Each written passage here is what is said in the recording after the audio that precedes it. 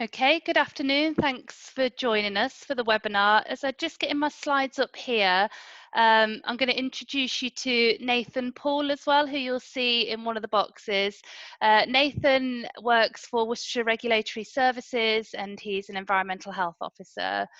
So as Yasmin described, I'm a consultant in public health, so part of a small team of public health professionals working with the county council, usually on a number of things, but I think as you can imagine, COVID has been what's kept us busy over the last 3 months. So I'm just going to start with our slideshow. So that's introducing Nathan and I, and our focus for the day is just taking us through introducing Test and Trace as a program and what it means for workplaces. We're going to have a real focus on the practical steps for COVID-19 prevention in workplaces, because there's real opportunity to prevent cases and to prevent spread in workplaces, and then prevent some of the more extreme measures that might need to be taken. How businesses can support the new local outbreak response team in any outbreak situations. Some wider thoughts from me, which I'd welcome discussion on supporting a workforce that is working differently, and then how you can find the guidance and stay up to date. I think you'll all appreciate there's lots of guidance in different places, and it's changing often day by day. So I'm just going to check with Yasmin. Can you see my presentation? Thumbs up. Yeah. Okay. Great. If you've got boxes on the side, you might miss something on one side of the screen, but I think you can shrink that down if you've got any problems. But I'll talk you through each of the slides anyway. So how is our outbreak control plan going to support our business community? So you'll have seen in the early few months, we've been really focusing on responding to cases in hospitals, real focus on how we support our health service, real focus on getting intelligence to find out what's going on. As we move into this next phase, this track and this test and trace phase, we're really starting to look at how we manage that locally with a local outbreak team and a local outbreak plan, but also how we protect individuals while supporting business community, so businesses to start to go back to a new type of normal. So this is an excerpt from our currently unpublished communications plan, which is linked to our outbreak control plan. So just for a bit of context, all local areas are required to develop and have an outbreak control plan by the end of this month. So that's what we've been busy putting together. And to accompany that, we will have a strong communications plan that is for members of the public, but also for businesses and settings as well. When I'm describing settings, I'm meaning anywhere. So I can be meaning care homes or schools or businesses or places that people go to, community places that people go to. So in our communications plan, we really want to be supporting offices and spaces to reopen by providing accessible, up-to-date, relevant information in single or small number of places, being able to provide settings and businesses with guidance on how they can adapt and how they can incorporate any new areas of guidance or restrictions, and how they can support new staff behaviours around that. Webinars, we're joining the Chamber webinar today, but we hope that we'll have additional webinars that give perhaps focused advice to different types of workplaces, so different industries, share information that's been learned in outbreaks in other local authority areas and different workplace settings as well. And then really support that open for business message. So members of the public, people who have been living very differently for the last few months, how we can support them to gain the confidence to be able to start going out, start using businesses, start buying things, start getting involved in activities and feel safe doing that, and how the businesses can respond to those changing directives that are coming through. So I'm hoping that's to the mark with how we can support businesses, but very much a draft, so I appreciate any comments as well if there's any to add. So COVID-19, I'm going to start from some real basics because I think it helps with the understanding of the test and trace program and some of the requirements around it. So COVID-19 is an infectious respiratory disease caused by the SARS-CoV-2 virus. we've seen over the last few months that around 80% of people who contract COVID-19 will recover generally well without needing any hospital treatment. But there's a substantial amount of people that will develop a severe disease that might take a longer amount of time to recover, and 6% of people that contract COVID-19 will require intensive care, so requiring additional support. So that makes the case why it's so important that we're still so cautious on preventing the spread of COVID-19 as a disease. We know that older people or those with underlying conditions are at higher risk of being more unwell, but we have also found, as we've gathered intelligence, that anybody can become seriously ill as well. So symptoms of COVID-19, and I'll share this because there has been a change. So there's usually a high temperature, so that's being hot to touch on your chest or your back, or a new continuous cough. So this means coughing a lot for more than an hour, or if you usually have a cough, then it's coughing more than usual.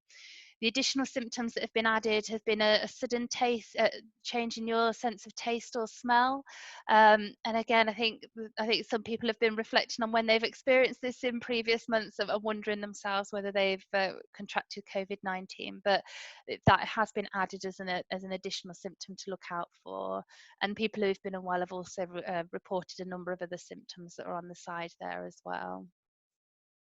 So the spread of COVID-19, respiratory disease that's spread through droplets of saliva. So when people cough or sneeze, then those droplets enter the air and they can land on surfaces or go directly onto people. So respiratory disease is really easy to spread. And I think most of you will have seen and will have been adhering really well to the washing your hands properly guidance. So 20 seconds of washing your hands. I've said on there around the prevention of the spread. The primary way that you can prevent spread is good hand hygiene. So washing your hands with soap and water if it's available, and then drying them properly, and that will kill the virus on your hands. If there isn't soap and water available immediately, then you can use an alcohol hand rub, which isn't perfect. So you would need to then seek hand washing facilities when they're available as well. The thing that makes COVID-19 different, and I guess more of a danger, is that people are able to infect others in the very early stages of the disease. So up to 2 days before people start developing symptoms, they're able to shed the virus and infect other people.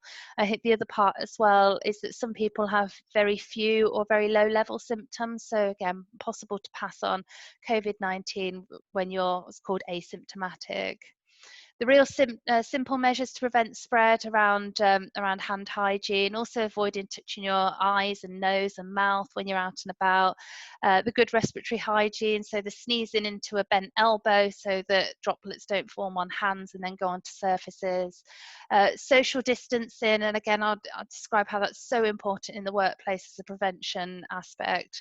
So at the moment, keeping 2 meters apart from people, because if people are too close to you, then they can spread droplets.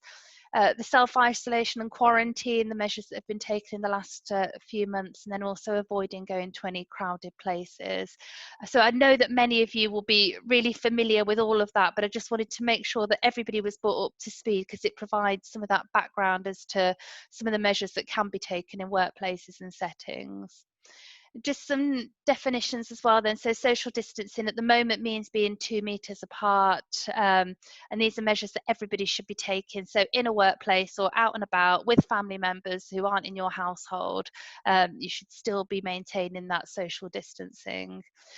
Self-isolation, this is what this means, separating people who are ill with COVID-19 symptoms and maybe infectious. So when somebody has either had symptoms or has received their test, and they're required to go into self-isolation to prevent the spread of that disease further.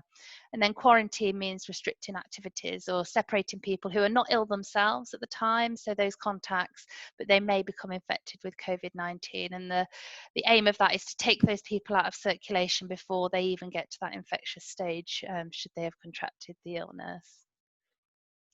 So test, trace and isolate, a new programme introduced in the UK on the 28th of May, and has been very much managed as a national process, but we are required to have a local response, which we're building really quickly as well.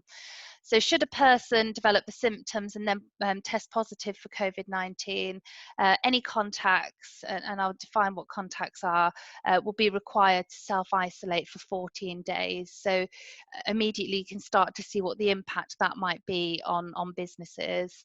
The tracing programme has been, so nationally, people being contacted who've diagnosed as positive, they'll be interviewed as to whom their contacts have been in the 2 days before they started to feel unwell, and those contacts will be contacted and advised to self-isolate.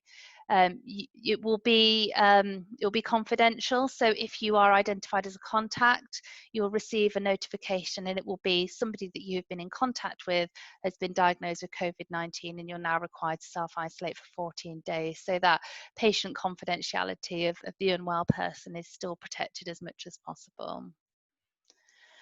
So how does test, trace and isolate impact a business? So testing for coronavirus is now widely available to all people. I'll give you some more information about how you can access testing in Worcestershire on some later slides. It is very likely that some people in the workforce may test positive for coronavirus, and that might mean your workforce as well. An employee or anybody who's been identified as a contact will be requested to self-isolate in line with that government guidance. And should that happen, the local health protection hub, so that's us, that's public health practitioners at the county council and members of Worcestershire regulatory services, are in place to help you manage the safety of that workforce and to help you with any measures that might need to be undertaken and to get you back up and running again and reduce that probability of any business interruption.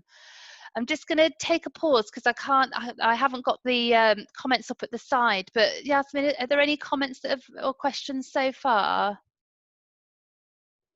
We've just got one comment. It's not a question, it's just, will the slides be shared after the presentation? Yeah, that's fine. No problem. I'm happy to do that.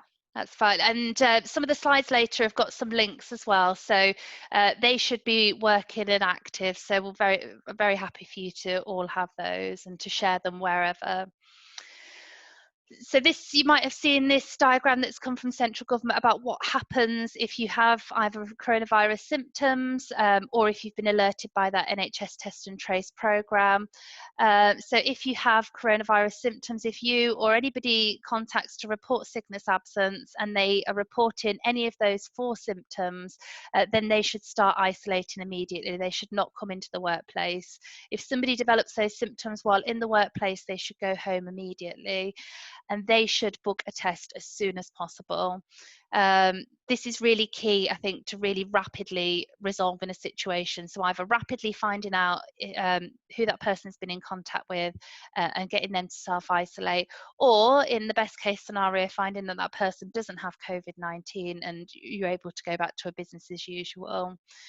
So coronavirus symptoms, isolate straight away, book a test. I've got a slide later that says where testing is available in Worcestershire. Should the test come back as negative, then the household can stop and contacts can stop isolating immediately, recover from whatever germs they've got and go back to work as normal.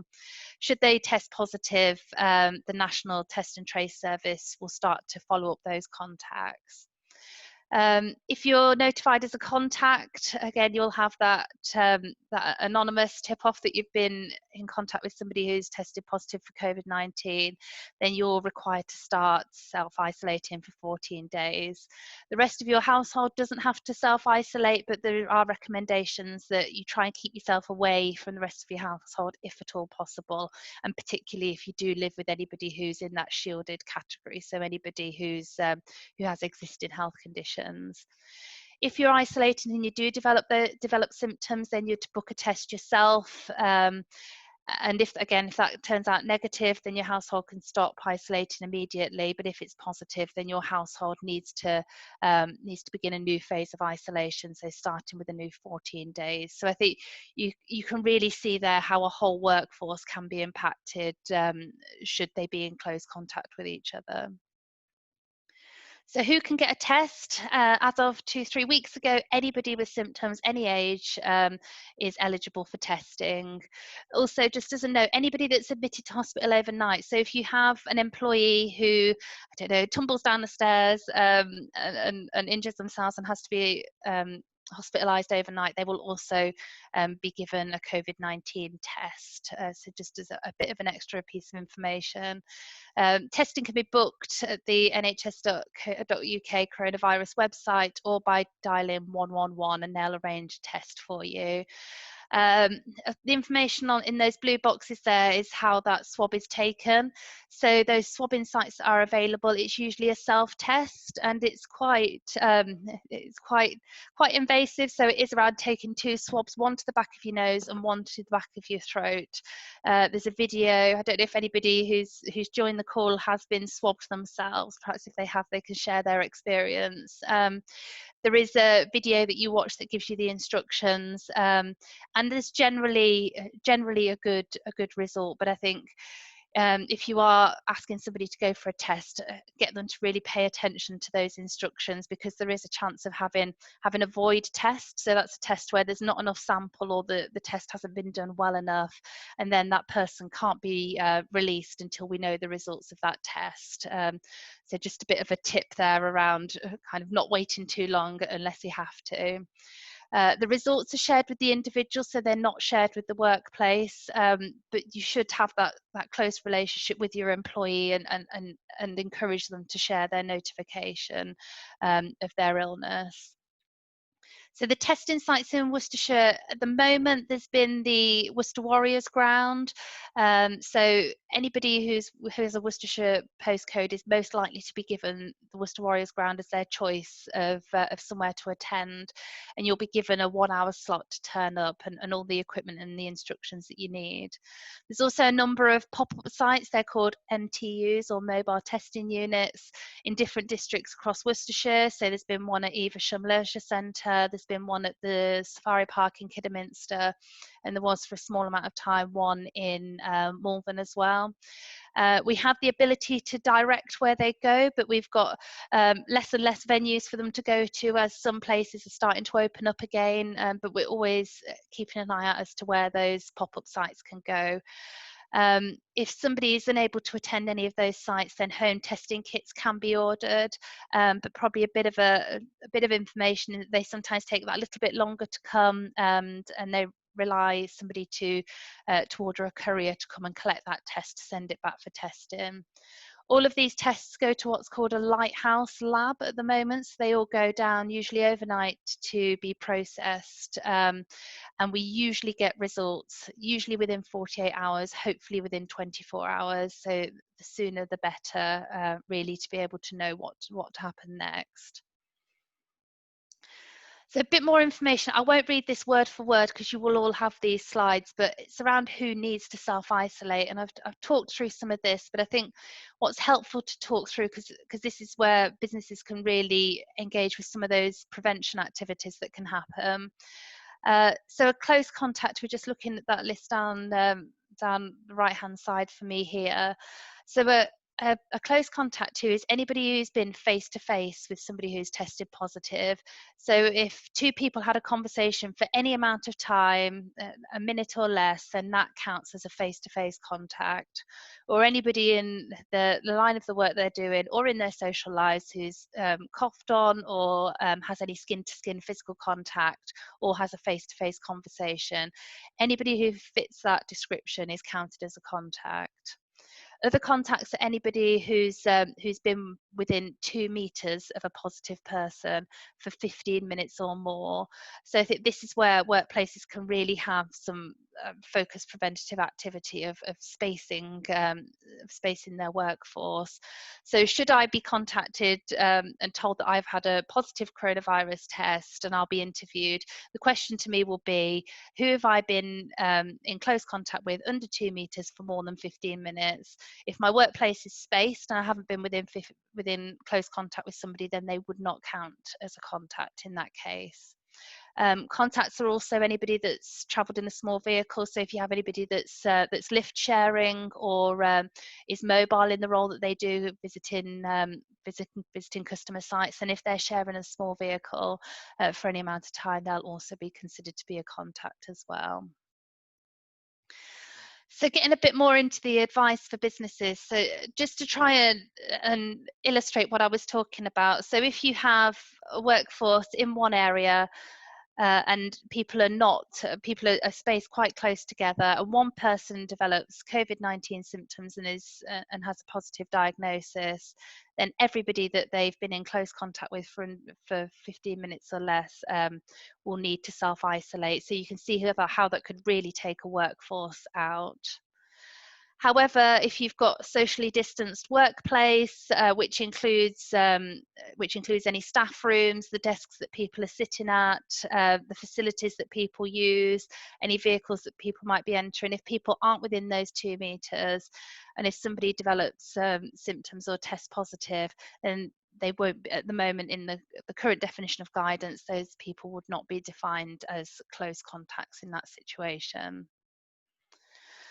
So how can you reduce the risk of coronavirus leading to business interruption? There's several measures that businesses can take. It's being aware and keeping yourself and your workforce up to date with the latest guidance on coronavirus. That link there will take you through to the Worcestershire Regulatory Services page, which is kept up to date with guidance that's available. We'll also on the County Council website have a repository of guidance for individuals and businesses in different settings as well. So we're working on having real accessible guidance and infographics that help people to understand what the guidance means for different kinds of workplaces. Planning ahead. So if your workforce is going back to normal, then guidance is available on the Health and Safety Executive website, and you should be doing a risk assessment, which should include your response if anybody in your workforce shows symptoms or tests positive for COVID-19.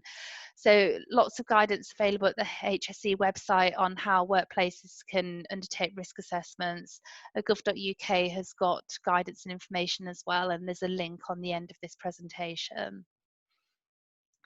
The other thing that I would really encourage businesses to do is to let us know. So when I've talked about our Local Outbreak Response Team or our hub, that's our email address there. We've also got a single point of contact telephone number.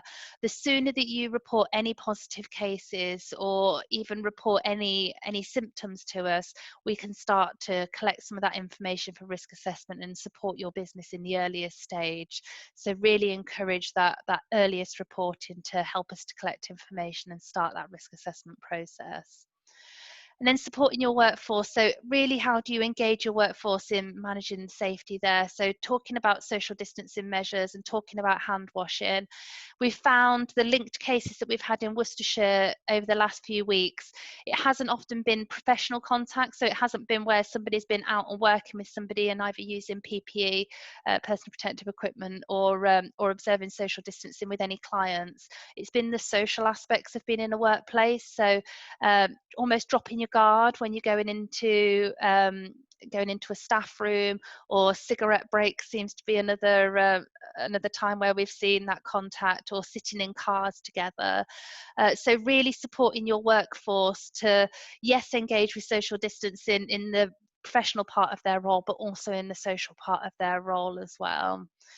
And then really important for your staff members to understand what to do if they have symptoms. So they shouldn't be attending the workplace with any symptoms, and ignoring symptoms or positive test results is where we've seen those larger outbreaks happen in some of those workplace settings in the UK so far.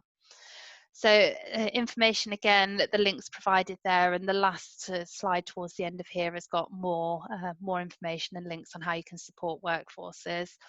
So just a summary then on practical steps for businesses. So home working where possible. I can see lots of people's lovely home working backgrounds there. So that's a real way to reduce the risk of spread.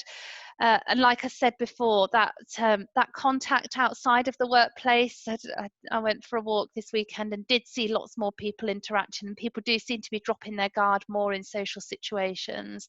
We should still be maintaining that 2-metre social distancing, even when we're meeting up with other bubbles of people as well.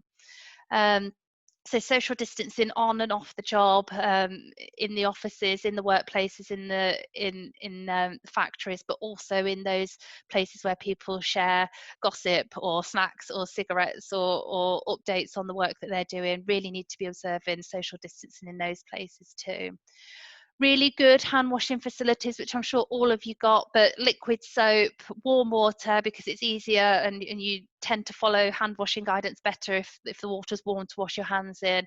And then if possible, using paper towels as well is the best practice for ensuring hands are clean and dry afterwards. Again, the alcohol hand rub shouldn't be seen as a substitute for hand washing facilities, but I understand that practically where that's what's available to you, then using an alcohol hand rub and then washing hands at the next available opportunity is another good way to keep your hands clean, and then not touching your face as well. So PPE where indicated. So the other part, if anybody who's joined today works, is working in a care home or has patients or working in a care role, then if you are wearing PPE in your contact, proper clinical medical grade PPE in that role, then the person that you cared for would also not count as a contact in that situation, should that PPE be used properly. And I'm just stressing that that is in professional care roles, and wouldn't cover if you were using clinical grade PPE in other workplace roles as well. And I'd encourage you all to be looking at the guidance and the YouTube videos on how to correctly don and doff, so put on and take off PPE as well. Rapid testing of symptomatic staff, so really using that information I've shared on the previous slides about how people can get really, really quickly tested.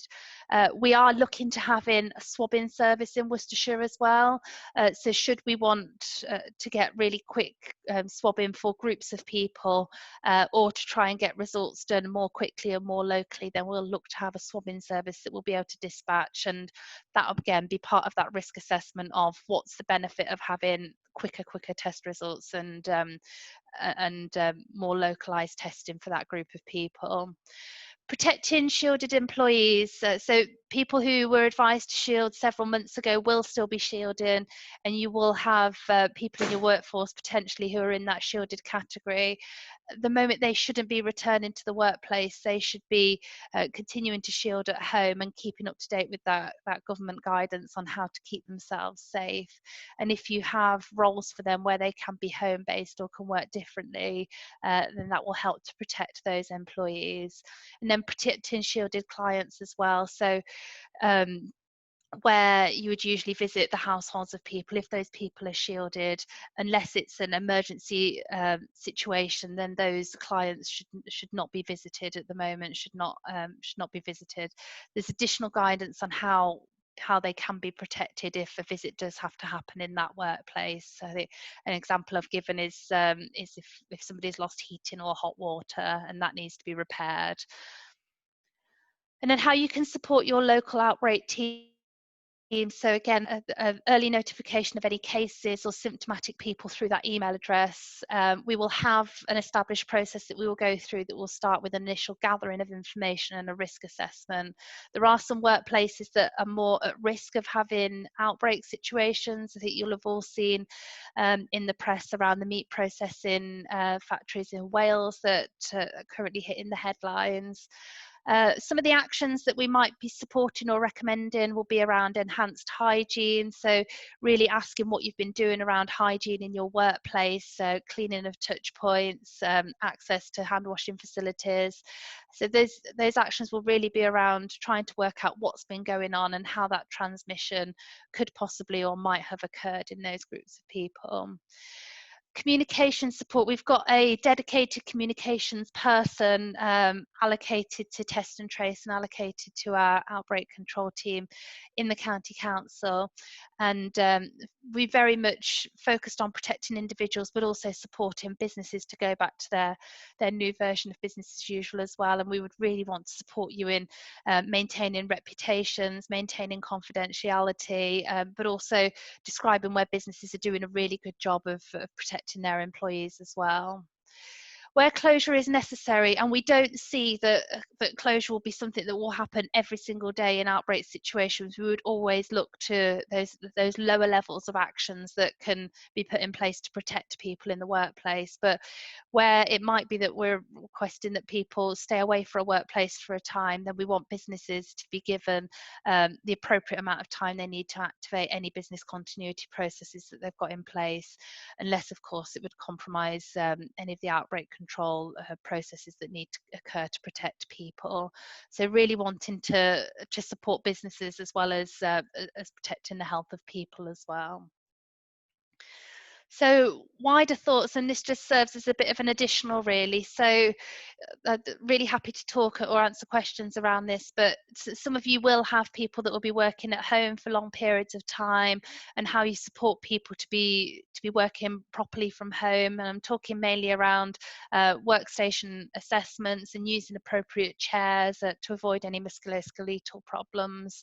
I think people have rapidly had to patch up office facilities in their workplace, so I know it's not always easy, but that guidance for working at home and protecting people working at home still remains.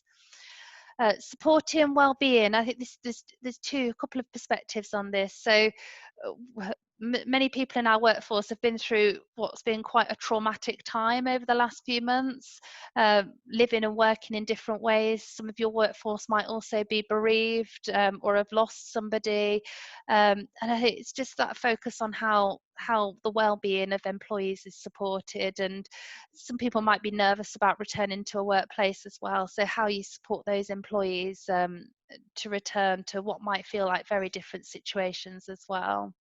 And I think the other part of well-being in our team, we quite often do a check-in. There's different ways that people like to work, and I think for some people home working isn't a choice that they would make, and they miss out on that social aspect. So what are the ways that you can maintain that supportive well-being part of individuals that individuals might be missing out on if they're not sharing a workplace anymore, or if they're not able to have the same sports teams or groups or social events that they've had before.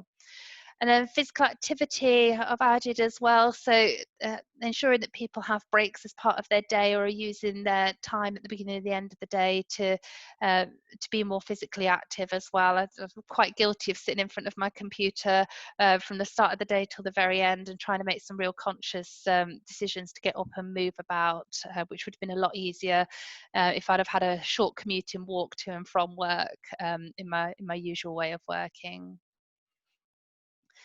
So this is the links that I've provided. I've doubled those two there, so I think that one should have possibly been a different one. So I will check that on the set of slides that are going out. But the Worcestershire Regulatory Services website has got advice, information, guidance for workplaces and businesses. Worcestershire's website is called Here to Help, so includes anything on COVID-19, includes information for businesses as well. The gov.uk site, which I'm sure some of you are really familiar with, has got information on different settings and different businesses and what they need to do to reopen. And then the Health and Safety Executive as well have got guidance information around controlling risks. I've posted those there as links because, as I said at the beginning, the guidance does change quite regularly. If there's a way that you can sign up for regular alerts, I know there is on the gov.uk website, then you get a tip off by email if any of that guidance has changed in the last 24 hours. And then just my final slide says questions, and I can see that there's been a few popping up on the side, so I'm just going to stop sharing my desktop now to start to come and gather some of those questions at the side, and I'll perhaps invite Nathan to unmute himself as well, so he can help with the answering of some of those questions. Might need Yasmin to do it for you. Oh, there we go. Should be working now. So what I'll do is I'll read the questions out. We've got a good 20 minutes or so until the end of the session. We can use all of that, or we can finish earlier if there's no additional questions. But I'll work through these and we'll answer where we can. If we need any clarity, then do feel free to take yourself off mute and ask those questions as well. So the first one, where can I find details of the test facilities nationwide, please, as my company has multiple sites? So the gov.uk website does have information on where those regional testing units are. I'll see if I can get a link for you. The way that it usually happens, if you are an individual and you're requesting a test, you would put your postcode in, and all of the possible testing sites will come up, usually with the one that's most close to you.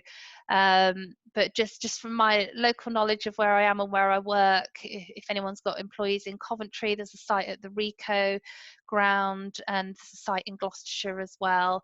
So there are a number of sites that are usually, the site is usually nominated because it needs a good amount of car parking, because people don't exit their cars when they take their test as well, so you need the space to queue up.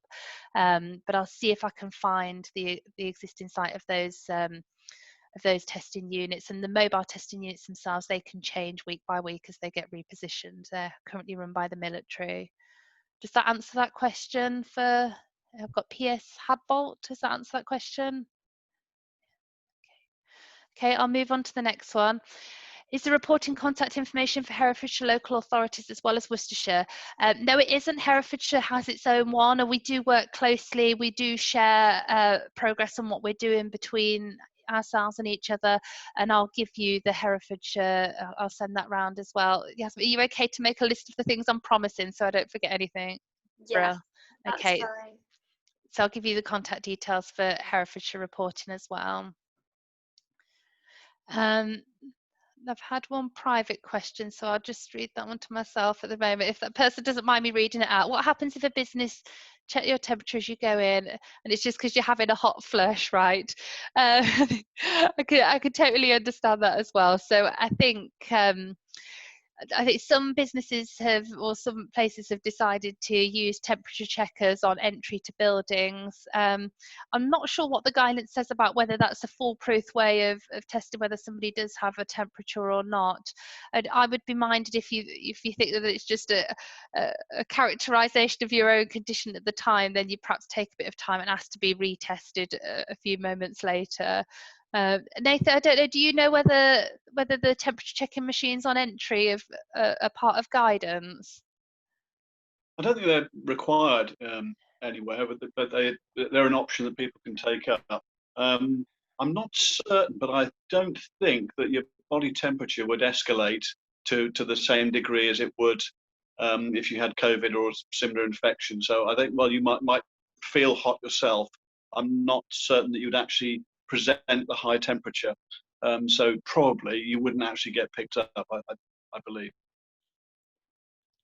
I hope that answers that question for that person. I've got another one on the side. 3 staff are going away in August to Poland and Romania. Under current government regulations, they would need to self-isolate for 14 days on return. There's talk of travel corridors, but neither of these countries are currently mentioned. Any thoughts? See, I don't think there's defined information yet about travel corridors, and it will seem likely. The risk of exposure in air travel is usually when people are on the plane, as well as being in the countries. It's usually around, I mean, many of you might have been on holiday and come back, or been on holiday and got sniffles, and I think the circulating air on aircraft is what that risk factor is in terms of transmission. So yeah, I think I've just to tell you to keep in mind and keep up to date with what that guidance is. I don't know any of the travel corridors, if they have been identified and if they have been confirmed, but I think keep an eye on that guidance. I think it's probably the Foreign Commonwealth Office where that will be updated most likely. But yes, they would need to, if that's the guidance, to self-isolate for the 14 days, and they would have to do that on their return. Another one, how often should a face mask be worn before being renewed? It very much depends on the face mask. So are we talking clinical face coverings, or are we talking the kind of handmade face coverings? So many of the clinical face masks are for single use, and the information should be on that face mask as to how often it needs to be changed. If you're in a clinical role, it should usually be changed between patients as well. I think there's, again, on our website, there's information about the different FPP face masks that can be used. Face covering, so that could be anything. It could be the ones that I've seen people been making and selling on Facebook, or using an own scarf as well. So you'll have seen that there's been guidance about using face coverings on public transport routes. Again, these aren't a foolproof way of preventing transmission. So if you were to be contacted and say, did you wear a face mask, and it was just a face covering, then that you were within the 2 meters for the 15 minutes, then you would still count as a contact. So that doesn't protect you from being a contact. But the ones that are washable, they're fine to wash at the end of every day. I think I'll just share a bit of a kind of niggle for me, which is, I think, people can sometimes feel a bit invincible when they've got a face mask on and they stop doing some of the things that they should be doing. So I've seen people wearing face masks, face coverings, and touching their faces still. I mean, you should put your face mask on in one action, not touch it for the whole time that you're wearing it, and the only other time you take it off is you take it off from behind the ears, put it straight in the bin, wash your hands. So that's the process for properly using a face mask. Again, yeah, certified YouTube channel around how to put on and how to remove those face masks. So I'm hoping that answers the question for that person. Have I missed any of the questions at the side? I can't see any others. No, I think that was the final question. Has anyone else got a question? I encourage you to ask away now. Or if it's easier, just unmute yourself if it's too long to write in the text box. And please do all make use of having Nathan on the phone, who's one of our environmental health officers. So if there's any particular setting type questions, he'll either be able to answer or get the information for you really quickly. Okay.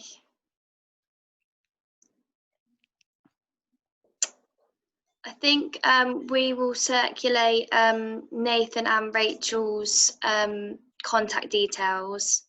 So if you have got any questions in the meantime, I'm sure they'd be happy to answer those as well. Okay, lovely. So I just want to say, I think that brings us to the end then. I just wanted to say